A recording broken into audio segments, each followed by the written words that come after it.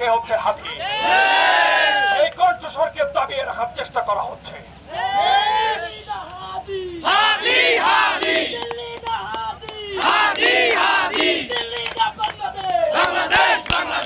আমরা বাংলাদেশ পন্থীরা স্পষ্টভাবে জানিয়ে দিতে চাই, আগামী 24 ঘন্টার মধ্যে যদি হাতিকে যারা গুলি করেছে তাদেরকে অ্যারেস্ট না করা হয় তাহলে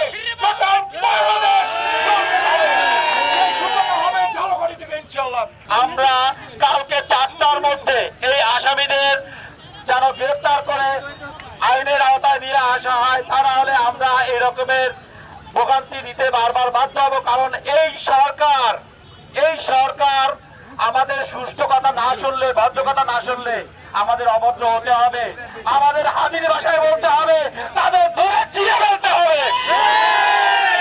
আগামী 24 ঘন্টার পর খালি অ্যাকশন দেখবে, অ্যাকশন।